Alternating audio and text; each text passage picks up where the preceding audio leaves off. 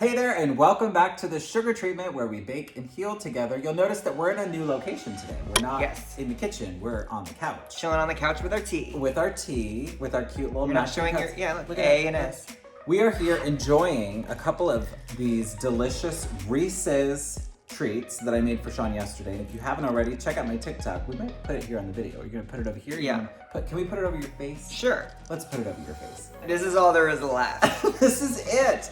And I ate them all. And he ate them all. I think I had one, so I'll give you that. But they are good. They're a healthier version of a Reese's. You should check it out. It's very simple ingredients. Yeah. So do you want to kind of tell them what's been going on with us? How can I put this? Okay, well, Anthony said to me the other day, hide behind my cup here. You were broke. Well, and that hit me, because it's true. I have recently started therapy for the first time. I am finding different ways of healing. I went to a psychic healer. I've been doing a lot of different things to try to work on myself recently, because 2020, let alone pandemic, throw that aside, was still a really rough year for me. And I went through something that broke me. I literally have to reflect, and I'm kind of looking at the situation, like, one, what can I learn out of it? How did I put myself in that situation? Yeah. And are there similarities with relationships I've had in the past that have had me in that circumstance? So now I am putting all these pieces together and going, oh, wow, look at 1 + 1 = 2. So if that makes sense. So you're going through this sort of existential reflection, right? You're going to therapy, you're going to spiritual healing. I know that you've taken some deliberate actions in, listening to certain frequencies. Sound waves at night. I know it all. I noticed some behavior changes in you, but I'm curious about, like, what does this feel like for you to be confronting these things? Like, what is it exactly? What are the emotions behind what you're going through? We just did a video not too long ago, how we don't fight and healthy ways of fighting, and the last time we fought was how many years ago, and we literally just had a fight. We do fight, and we did just have probably one of the bigger fights that we've had. In a very, very long time. In a very long time. Yeah, I think it would be helpful to talk about the fight, maybe. Because I think that fight really was less about the fight and more about, like, really what's going on. If that's okay with you. Yeah. No, that's why I was like, let's just be honest. We didn't, Sean and I truly we disagree a lot. Yeah. But we don't fight a lot. We're usually able to problem solve and quickly come up with a solution. But I think what I'm observing in you lately is a reluctance to allow me to take control. Because by nature, who I am as a person, I'm like very type A, I'm very organized, I'm very like, this and this equals this, and like I always have an opinion. I have a very strong opinion about everything. So like, if Sean can't make a decision, I'm ready. I will make it. I will make the decision. I also love about that's also attracted me to you. Yeah. Okay. There's also a part of it that's why I'm obviously in this relationship with you. Yeah, so that can be a positive, but I think what I'm noticing lately is you're kind of brushing up against that a little bit more. Tilly's joined the conversation. She's like emotional support. Yeah, she just literally pushed me out of the way. I'm here. But I think I've noticed that you have really taken issue with with the weight that I bring into the relationship. There's been more friction. And I think that for me, I've been trying to adjust to that and maybe allowing you to have more space, or maybe I don't. Maybe I'm trying to be more aggressive with it, because part of what I'm dealing with is a lack of control. I feel like I don't have a lot of control in my life, like many of us. We don't have control over where we can go. We've been confined to our home. My job, I've had to work from home. Like I'm also learning a new job, and I'm not really in a position. I would rather be in the office doing that, but I don't have control over that because I can't go there. There's a lot of things in my life that I feel like I don't have control over. Yeah. And I think that I try to control you in some ways. Admittedly, I do try to control our relationship probably, and I try to control a lot of your decisions probably. Well, I've also allowed you to. Yeah, you could eat it. I've eaten all of them, so you could eat that.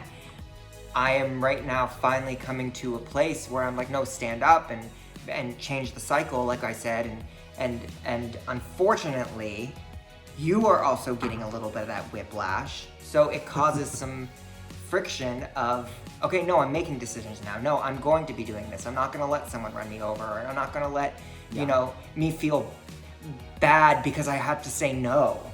Like, it was so hard for me to say no to people. Like, that's crazy. It is. You know, I was listening to a podcast, Brene Brown. For those of you who don't know her, you should. She did a podcast with two of my favorite psychologists, the Gottmans. They're this adorable Jewish couple, and they've been together for 30 some odd years. I could smell the peanut butter on his breath. But they've done this incredible research around couples, and they basically have come to the conclusion, you know, and their research is incredible, by the way. They said that they can predict a couple's longevity within the first 3 minutes of observing them having a disagreement. It's like incredible, and they've done this all scientifically. So anyway, I'm like, part of me really wants to like go there and like get an assessment, and then part of me's like, oh, I don't know if I want to do Well, that. that's why this morning he walked by and he's like, you really need to listen to this podcast I'm listening to. And I'm like, what podcast? It's about relationships? And No, I was like, but what they said is, number one, at the heart of every good relationship is a friendship, and number two, is a consistent, like, which I feel like we have, by the way. We have a pretty good friendship. I think we have shared interests, we laugh, you know, we're excited for the Britney documentary tonight. But like, but like that, Brittany? I did. But what they said is that, you know, couples, people, individuals, it is inevitable that you are going to evolve. You are going to change.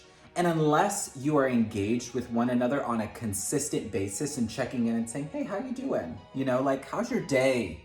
And it's not just how's your day, but really, how are you growing? How are you different than yesterday?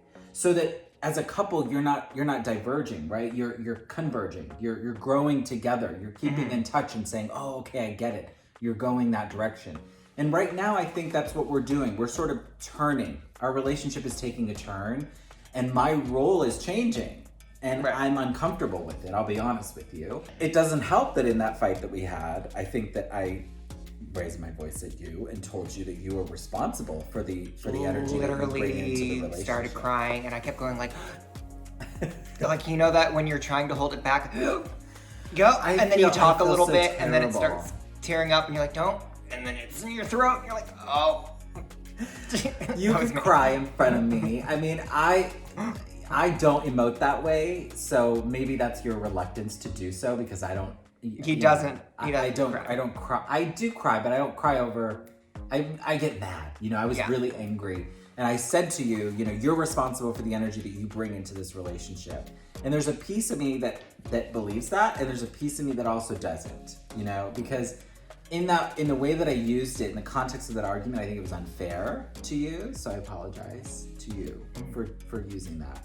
But I do think there is something to that. There's something more to that. I was basically telling you, like, you know, you need to make sure that you're doing what you need to do to take care of yourself so that we can take care of each other. Right. Because you and I have always maintained throughout our relationship, from the very beginning, our individuality. Is that the way I should say it? Yeah. You know, we have an individual identity, and I don't want to lose that. No. I don't want you to lose your individual identity. And I want to make sure that... There's you, me, and us. Exactly. And I want to make sure that I show up the best way that I can for you. And so part of me doing that is taking care of myself, maintaining my sobriety, going to bed on time, going to the gym so I look sexy for you, right? I mean, for like, yeah, it's all for you. But you know, there's certain things that we do to take care of ourselves to show up in the relationship. And part of that is our emotional well-being. And so you going to therapy is a huge signal to me. For someone that has never been in my entire life. It's a huge signal to me that you are taking care of it. And so that's why I think it was unfair for me to use that against you in that moment. But that the other part is what I'm saying is that I do still think that we both have an obligation to take care of our well-being so we can show up for the relationship. No, you know what the positive thing is that you are learning how to take care of yourself in a new way. Yes, true. And I'm learning how to support you in a new way and to take care of my own self in a new way. And we're learning a new phase in our relationship and how to like be with each other and be with each other so much. A lot. We are literally, I mean, that's one thing with the pandemic is people are saying they're so close, you know, and close quarters for so long that it's actually it's destroyed relationships. Yeah, there's a lot more violence in people's homes because they're in close quarters and they're under Look at financial this. stress. She literally just threw this at me. Go get it. Well, I really appreciate you being candid and vulnerable, and thank you so much for watching. I hope that you'll try these Reese's. You have to try them. I ate them all. They're really good. They're These worth healthy it. Reese's. I'll post the recipe for you in the description below. They're great comfort food. And you know what? Will you come back and do an episode like this so we can check in with Yes. us and let them know how we're doing? We will check in. All right. Keep it sweet.